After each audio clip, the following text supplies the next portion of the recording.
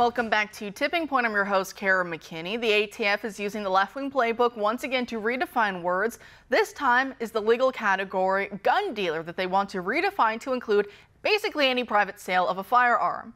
Know a buddy who wants to sell you his gun for a reasonable price? Well, the ATF's new rule would essentially criminalize such normal behavior among gun enthusiasts, many of whom tend to be in law enforcement or the military already.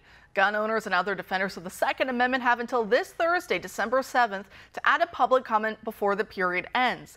The federal public comment section is already full of mass spam posts from gun control organizations, which have big funding behind them. So in response, you can either write your own personal comment opposing the rule change on the Federal Register website, or you can use one of the templates offered by Gun Owners of America to do so. Part of one of those templates reads as follows. The clear objective of this definition change is to discourage the private transfer of firearms and try to force all private transfers to go through licensed dealers, with all the incumbent paperwork and records that would entail. This proposed rule is an attempt to create a backdoor gun registry, which is something that's been repeatedly rejected by Congress. Another version also adds this historical context.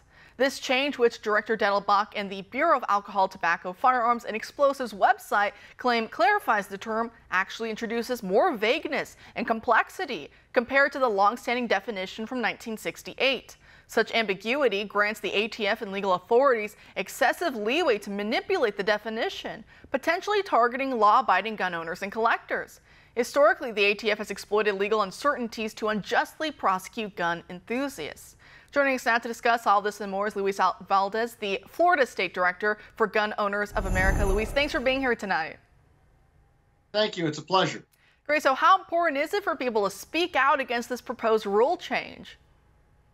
It's dramatically important. Americans need to exercise their First Amendment rights to protect their Second Amendment rights.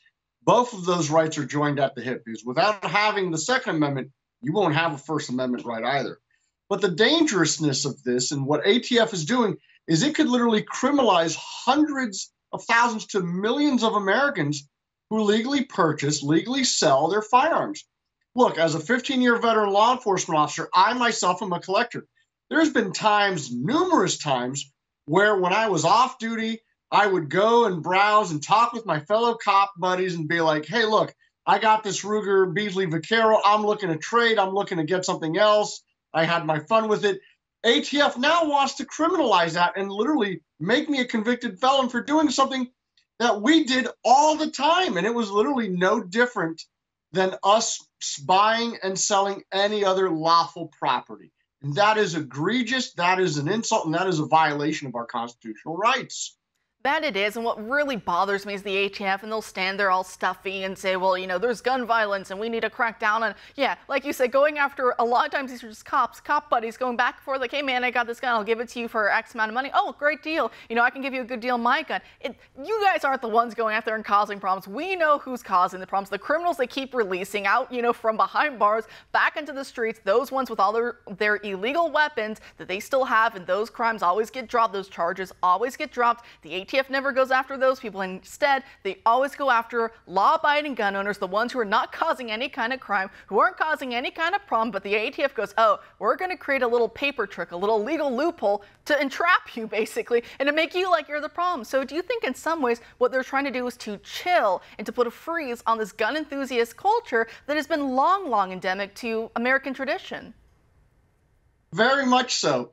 Now, because of the Bruen decision, since they can't go after the guns directly, they're now trying every other method. If you can't go after the guns, go after gun culture. Go after people buying, selling, and trading. That's what they want to do, and that's what they have been doing. The Clinton administration back in the 90s went after what they called kitchen table FFLs, which were people that were lawful dealers that went through all the hoops to get a federal firearms license to be a dealer. They went after them and revoked their licenses. Now ATF is saying, oh no, if you want to buy and sell firearms, you need to be an FFL holder. So what is it? Either we go back to being kitchen table dealers or not. You know, there's no rhyme or reason to this, because everything they're doing is gun control. And as a veteran cop, as I can tell you, criminals are criminals. Because here's a shocking thing. They break the law.